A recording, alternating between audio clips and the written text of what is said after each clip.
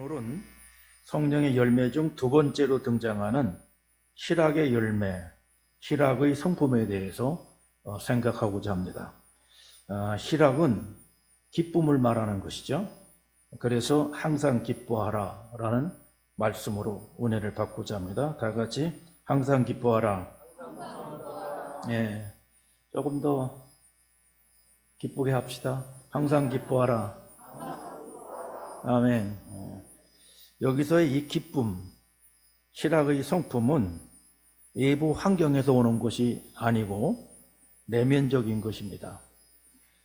즉 성령께서 주시는 내면적인 기쁨을 말하는 것이에요. 특히 사랑이 성령의 첫 열매라고 그러면 기쁨은 그 꽃입니다.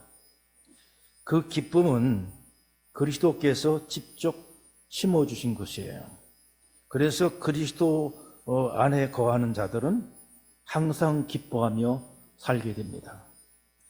누가복음 10장 21절에 보면은 예수께서 성령으로 기뻐하시며 이르시되, 예수님도 성령으로 기쁨이 넘치는 삶을 사셨음을 증명하고 있고, 또 초대교회 성도들도 이런 기쁨이 넘치는 삶을 살았어요. 이게 사도행전 곳곳에 기록되어 있습니다. 역시 진정으로 성령 안에서 우리도 기뻐하면서 살 수 있는 것입니다. 모든 성도들에게도 기뻐하며 살 수 있어요. 그걸 어떻게 알 수 있는가 하면은 로마서 14장 17절에 보면은 하나님의 나라는 먹는 것과 마시는 것이 아니요 오직 성령 안에 있는 의와 평강과 희락이라, 그렇게 말씀하셔요. 이 기쁨, 이 희락의 성품은 성령이 주시는 것이기 때문에 부족함이 없어요. 오히려 충만하고 완전한 것입니다. 요즘에 우울증에 걸린 사람들이 상당히 많다고 그래요. 제가 통계를 보니까 놀라운 것은 그리스도인들 중에서도 특히 목양을 하고 있는 목사들 중에서도 우울증에 걸려서 병원을 찾는 사람들이 많다고 그래요. 시골에 홀로 사시는 아버님이 우울증에 시달린다는 이야기를 듣고 서울에 있는 아들이 모셔다가 치료를 도왔습니다. 아무리 애써도 백약이 무효예요. 좋은 구경 이곳저곳 다 시켜드리고 애써봤다 백약이 무효입니다.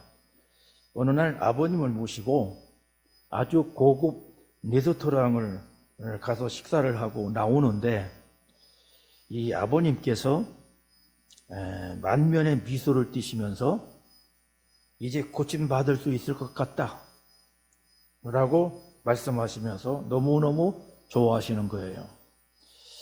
그날 밤에 이 아버님은 주무시지를 않고 온 방을 왔다 갔다 하시면서 왜 안 와 그러면서 주무시질 않고 그 아침에는 더 악화가 되었어요.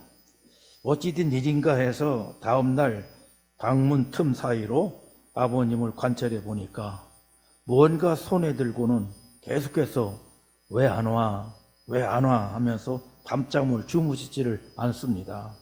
이 아버님은 레스토랑에서 식탁 위에 있는 벨을 누를 때마다 서빙하는 예쁜 아가씨가 와서 아주 정성껏 이렇게 서빙하는 것을 보고는 됐다 싶어가지고 그 벨을 호주머니에 넣어가지고 와가지고는 밤새도록 누르면서 왜 안 와 하면서 방을 헤맸다는 것입니다.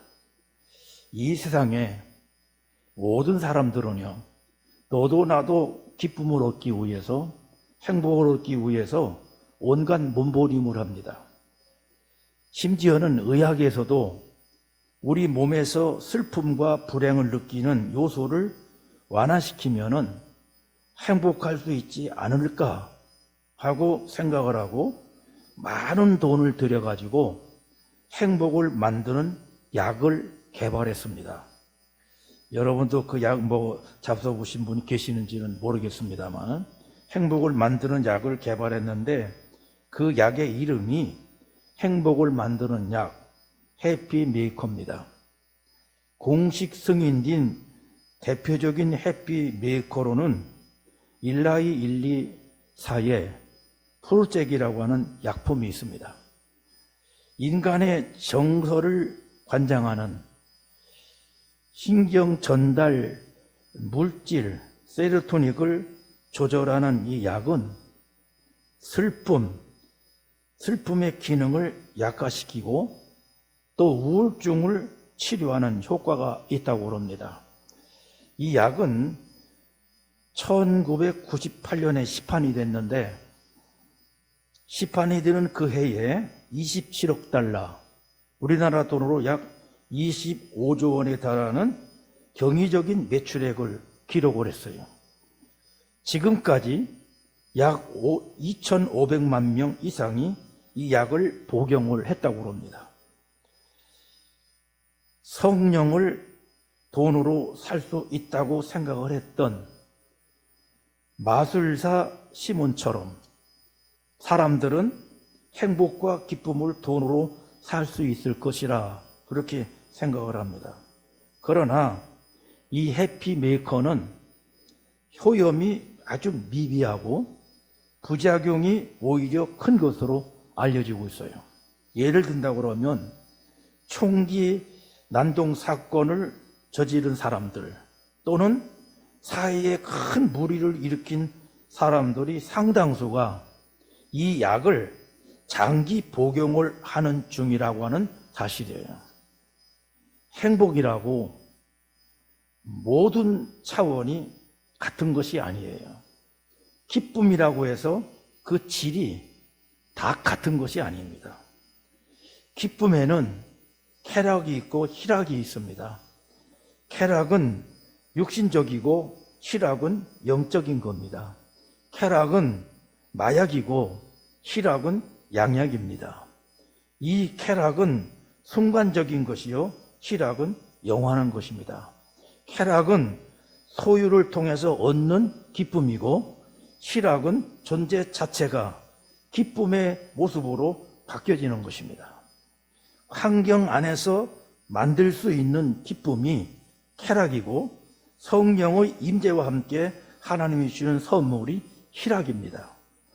쾌락은 환경의 지배를 받지만 희락은 고통 중에서도 맺혀질 수 있는 환경의 지배를 받지 않는 열매인 것입니다.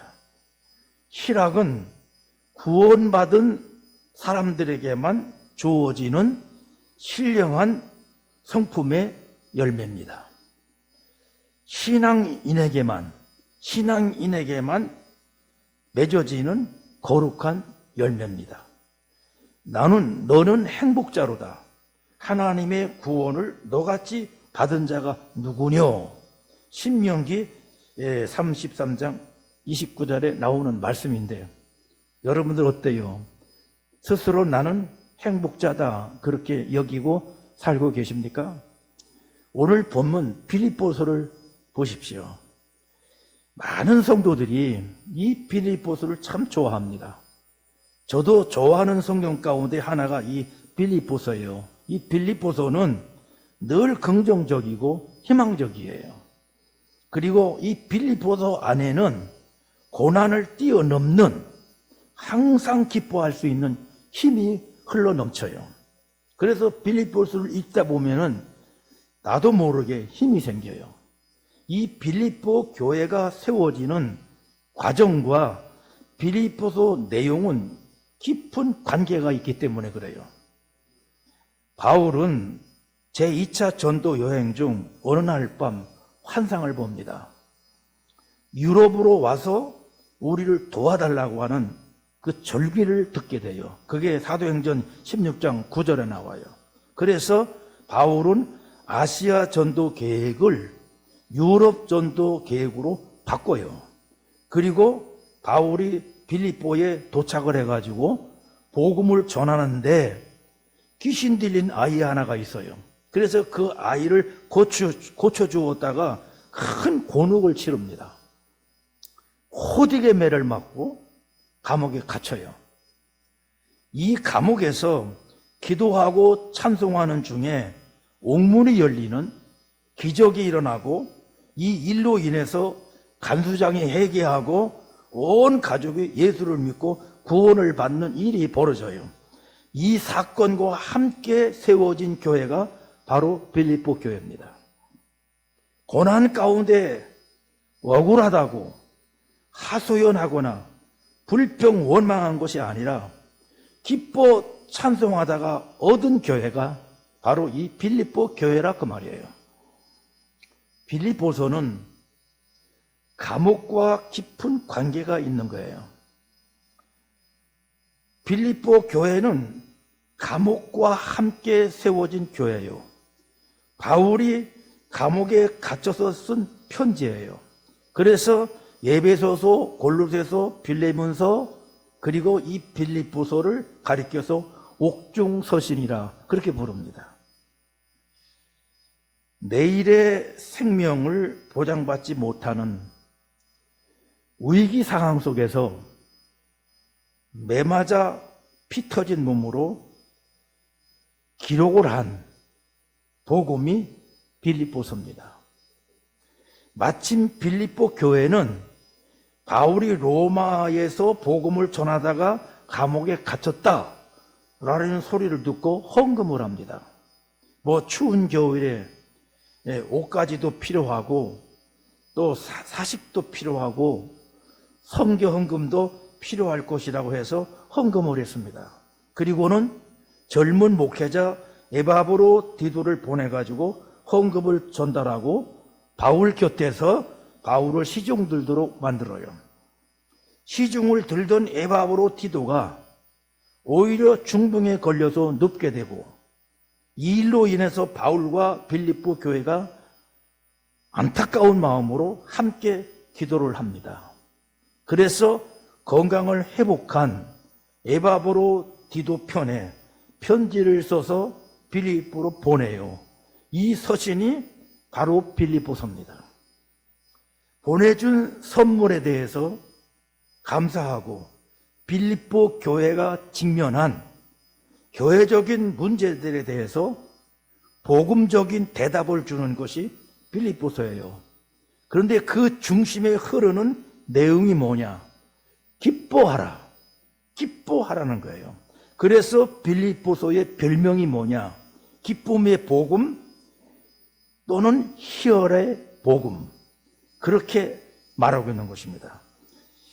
여러분도 한번 생각해 보세요. 이 빌립보서가 4장으로 되어 있어요. 104절로 구성이 된 짧은 서신이에요. 이 4장 안에 기쁨과 관련된 단어가 제가 읽어보면서 점검해 보니까 20번 이상이 나와요. 우리가 노래를 부를 때에 소위 후렴이라고 하는 것이 있어요. 그 노래에서 가장 중요한 메시지로 계속 반복해서 부르는 것이 후렴이에요. 마찬가지로 빌립보서에는 후렴이 있어요. 그 후렴이 뭐냐? 기뻐하라는 것입니다. 사실 이 기쁨은 자동차의 윤활유와 같은 거예요. 험한 이 세상을 이길 수 있는 힘이 바로 이 기쁨이에요. 그래서 인생의 후렴구처럼 기쁨을 늘 확인하면서 살아가야 되는 거예요. 가정생활도 교회생활도 기쁨이 있어야 합니다. 항상 이 기쁨이 충만해야 돼요. 영적인 행복감과 충만함, 이것이 기쁨인데 우리 그리스도인들은 이것이 떠나지 않고 계속 있어야 한다는 사실입니다.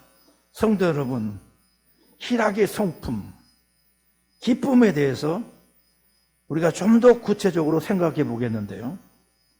그동안 우리 한국교회가 생각하고 누려왔던 기쁨이라는 것, 물론 쾌락은 아니지만은 세상 사람들이 말하는 기쁨과 크게 다를 바가 없었어요.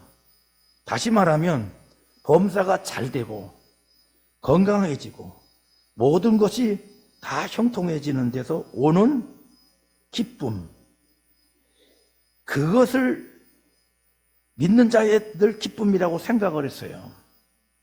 이제부터는 여러분, 기쁨의 이유와 차원이 달라져야 합니다. 희락의 차원이 달라져야 한다 그 말입니다. 예수 믿고 내 환경이 달라지는 것만이 복이 아니라 환경은 그대로 있으나 내가 달라지는 것이 진정 복이라는 것을 잊지 말아야 돼요. 그래서 고난의 환경에도 불구하고 맺혀지는 기쁨의 열매가 맺혀지고 그 맛을 여러분들이 진정 알아야 합니다. 신약 성경에 기뻐하라는 이 동사 카이레인, 이게 72번이 나옵니다. 그리고 명사형 기쁨 카라가 60번 정도 나와요. 그런데 헬라어 이 카라는 세상엔 여전히 모순이 존재하고 악이 존재하고 내 삶 속에 고통이 남아있지만 재림주가 오신다는 기대에서 오는 기쁨을 말합니다. 그러니까 성경에서 말하는 대부분의 희락은 정말론적 기쁨 희락입니다. 빌립보서가 보여주는 사도 바울은요, 도무지 기뻐할 수 없는 상황에서 기뻐하는 사람이에요. 상황과 환경을 뛰어넘어서 기뻐할 줄 아는 성령의 열매로서의 희락을 누리는 사람이에요. 그래서 바울은 이런 고통 중에서도 내가 기뻐하니 너희도 기뻐하라고 말합니다. 우리가 예수를 믿고서도 경제적인 어려움을 겪을 수가 있어요. 예수를 믿으면서도 경제적인 어려움을 당해요. 때로는 질병으로 고생하고 사랑하는 사람을 먼저 보내기도 해요. 억울하게 오해를 받고 실직으로 온 가족이 고난을 당할 수도 있어요. 그럼에도 불구하고 예수 안에서 우리는 희락의 열매를 맺어 갈 수가 있는 것입니다. 기뻐할 수 있다고 말이에요. 그런 가운데서 희락을 즐길 수 있다고 말입니다. 오늘 이 본문을 여러분들 가만히 보세요. 저는 이 본문을 묵상하는 가운데에서 한 단어가 눈에 확 들어와요. 그 단어가 뭡니까? 항상이라는 단어, 모든이라는 단어, 그리고 무엇이든지 라는 단어가 눈에 확 들어와요. 이런 단어가 짤막한 오늘 이 본문 속에 상당히 여러 번 반복적으로 등장하는 것을 볼 수가 있어요. 왜 항상이라고 했을까? 왜 모든이라고 했을까? 왜 무엇이든지라고 했을까? 우리가 인생을 살아가다 보면은 기뻐할 수 없는 상황이 너무나 많다는 겁니다. 그래서 항상이라는 말 속에는 기뻐할 이유가 있을 때에 세상 사람들이 기뻐하는 것처럼 기뻐하는 거, 그거는 당연한 것이죠. 그러나 기뻐할 수 없는 상황 속에서 도무지 감사할 수 없는 상황 속에서 정말 기도할 수 없는 절박한 상황 속에서 그래도 기뻐하고 감사하고 기도하라고 강조하는 단어, 항상이라는 단어를 쓰고 있는 것입니다. 바울은 착한 일을 했다가 감옥에 갇히게 되었어요. 이것은 참 분통을 터뜨릴 만한 일이에요. 하나님 정말 살아계십니까? 불평하고 원망할 만한 그런 일이에요. 이러한 억울한 일을 당했을 때에 분노하고 불평하고 원망하는 것이 아니라 오히려 사도 바울은 기뻐하라고 말하고 있습니다. 빌립보 교회 교인들은 무서운 핍박에 직면하고 있었습니다. 그런데 빌립보 교인들은 이걸 깨닫지를 못하고 자기들끼리 부딪혀가지고 분열을 일으키고 있어요. 어떻게 보면 아주 철없는 교인들이죠. 정말 잘 놀아라. 너희들은 구제불능이다. 생각이 그렇게밖에 할 수 없느냐. 이렇게 참 취급할 수 있는데도 그렇게 취급하고 책망할 수 있을 수밖에 없는 그런 상황이에요. 그럼에도 불구하고 사도 바울은 감사했고 기뻐했고 또 내가 감옥에서 갇혀서 기뻐하듯이 너희들도 그런 상황 속에서 기뻐하라 라고 말하고 있습니다. 이것이 바로 그리스도인이라는 것입니다. 우리가 살아가다 보면 참 억울하지요. 분통 터뜨릴 만한 일들이 얼마나 많이 있습니까? 우리의 기쁨을 뺏어가는 일들이 얼마나 많이 있어요. 정말로 세상을 향해서 주먹을 그냥 휘둘러 보고 싶은 그런 삶의 환경들이 얼마나 많이 있습니까? 그때 오늘 본문은 우리에게 그래도 기뻐하라, 항상 기뻐하라고 말씀합니다. 그것이 희락의 열매, 희락의 성품입니다. 그리스도인은 항상의 존재입니다. 상황과 환경 따라 좌우되는 존재가 아니라 그리스도인이라는 존재 자체 때문에 행복할 수 있는 것이고 그리스도인이라는 존재 자체 때문에 기뻐할 수가 있는 것입니다. 이게 그리스도인들이에요. 예수 안에서 항상 기뻐하라. 전천후 신앙인입니다. 이게 우리들입니다. 이런 대목에서는 아멘 할 줄 알아야 돼요. 이게 우리들이에요. 이게 우리 그리스도인들이에요. 이것을 성경은 종말론적 기쁨, 종말론적 희락이라고 말합니다. 그리스도인의 희락은 환경에 의존하지를 않습니다.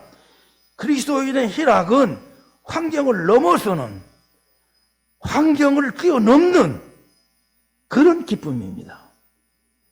희락은 인간을 위해서 고난받을 때 그리스도 안에 있었던 마음이에요. 기쁨이 없는 삶은 그리스도인이 아닙니다, 여러분. 세상 근심과 걱정, 염려, 고난과 질병, 가난, 이런 관계에서 오는 상처 등에서 기쁨을 잃어버리면 안 됩니다, 여러분. 이걸 뛰어넘어야 된다, 그 말이에요. 사도 바울은 성경적인 희락이 깊은 의미를 아주 쉽게 설명하고 있어요. 한마디로 끝내버려요.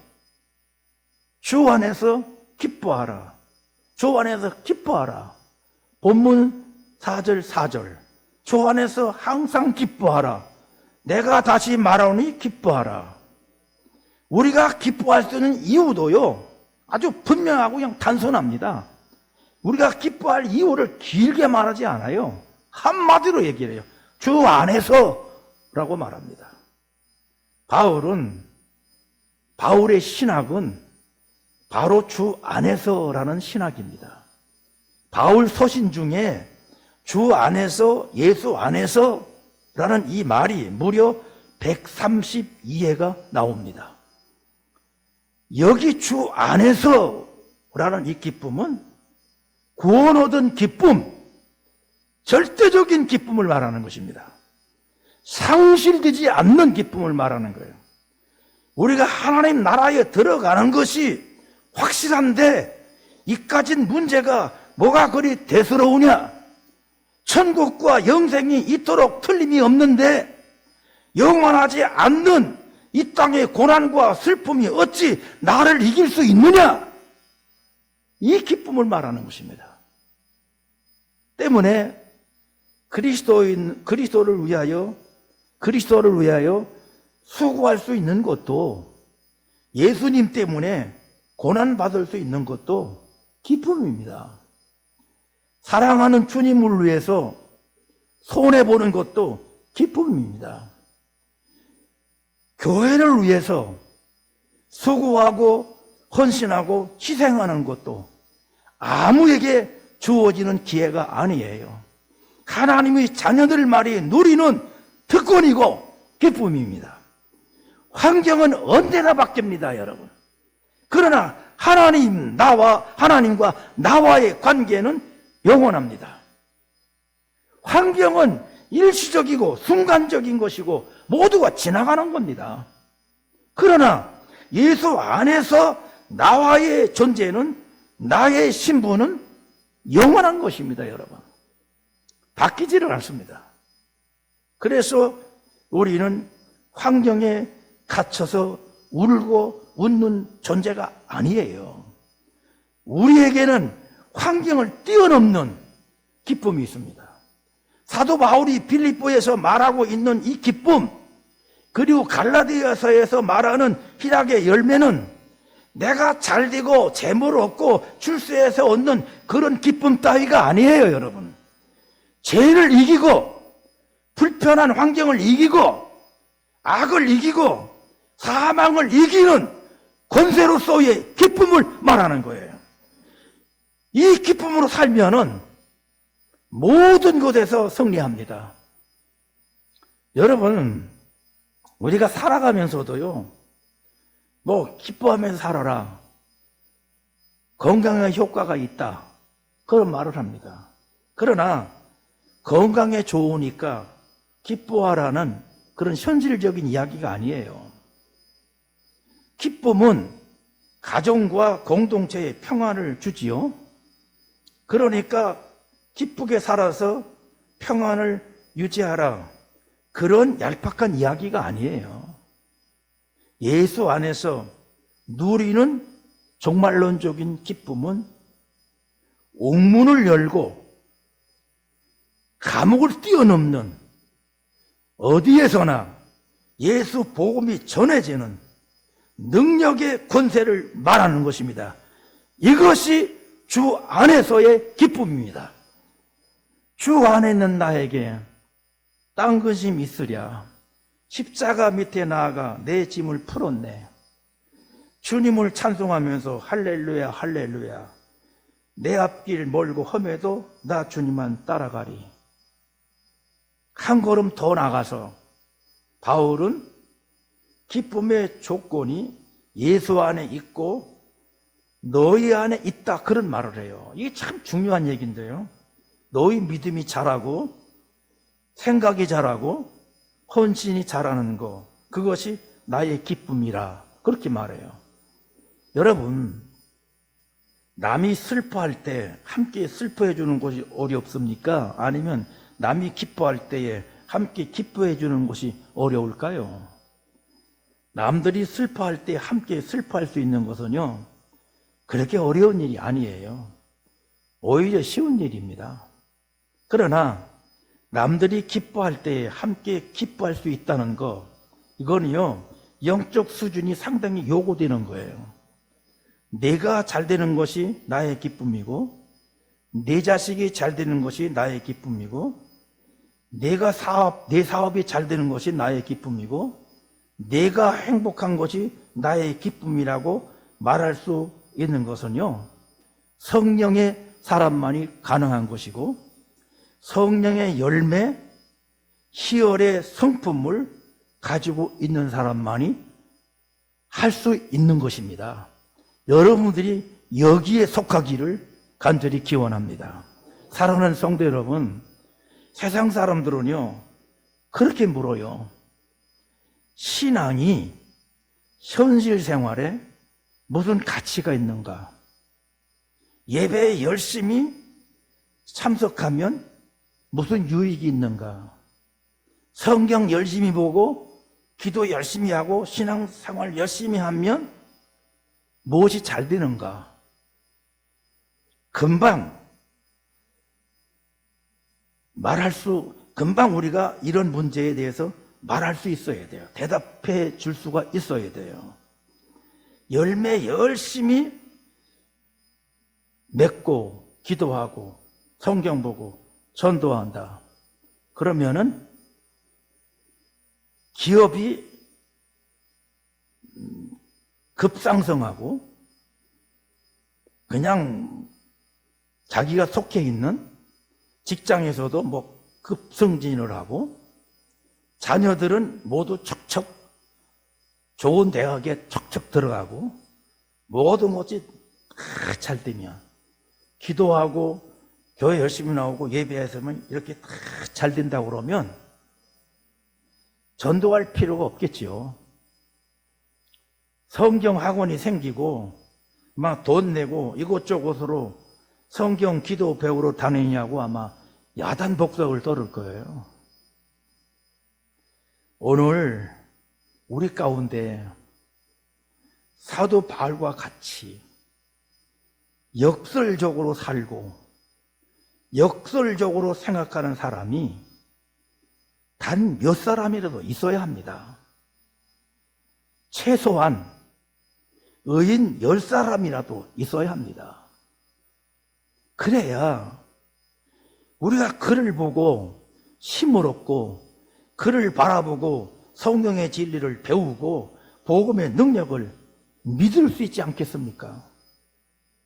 여러분, 하나님께서는 그의 자녀들에게 반드시 궁극적인 승리를 약속하셨습니다. 그러나 그 승리의 정상에 오르기까지는 사망의 음침한 골짜기나 시련의 계곡을 건너야 합니다.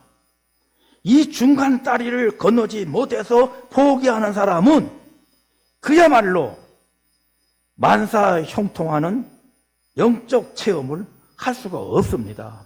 그래서 미국 속담에 시합 중에는 점수를 말하지 말라라는 말이 있어요.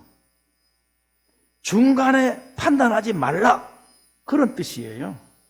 여러분이 직면한 상황들을 너무 조급하게 판단하지 말아야 됩니다. 중간에 어쩌고 저쩌고 판단하지 말아야 돼요. 하나님께서는 여러분에게 길을 열어주시는 것이 분명합니다. 하나님의 사람들은 순간적인 전투에서 실패할 수 있어요. 그러나 반드시 궁극적인 전투에서는 승리하게끔 되어 있는 거예요. 사도 바울은 그 어떤 경우에도 그 어떤 환경 속에서도 승리할 수 있다는 것을 우리에게 증명을 해주고 있어요. 사도 바울이요, 인간적으로 볼 때 참 어려웠어요. 굶주리고 헐벗고 병들고 매 맞고 감옥에 갇히고 참 괴로운 일들 굉장히 많았어요. 그러나 그에게는 항상 풍성한 삶의 비결이 있었어요. 그게 뭐냐? 내게 능력 주시는 자 안에서, 내게 능력 주시는 자 안에서, 이겁니다. 예수 안에서 풍성한 삶, 이것이 희락의 열매입니다. 그렇습니다. 그리스도인은 예수 안에서 모든 일을 할 수 있습니다. 그리스도인은 어떤 환경에서도 기뻐할 수 있습니다. 고난과 역경 속에서도 기뻐하면서 살 수가 있어요. 희락의 열매는 환경을 초월해서 맺어지는 성령의 열매입니다. 나쁜 환경, 참 고통스러운 상황, 이걸 훌쩍 뛰어넘어서 맺는 열매가 기쁨의 열매입니다. 여러분들 꼭 기억하십시오. 마음에 꼭 새기십시오. 해피메이커는 약국에 있는 것이 아닙니다. 바로 희락, 기쁨의 열매가 있는 여러분이 해피메이커인 줄로 믿습니다. 여러분은 환경의 노예가 아닙니다. 환경의 주인입니다. 항상 기뻐할 수 있습니다. 매일 행복할 수 있습니다. 이것이 희락의 열매를 맺은 사람들의 멋진 모습입니다. 할렐루야. 여러분들이 이 주인공이 되시기 바랍니다. 주 안에서 항상 기뻐하라. 다시 말하노니 기뻐하라. 이런 삶이 되시기를 주의 이름으로 축원드립니다.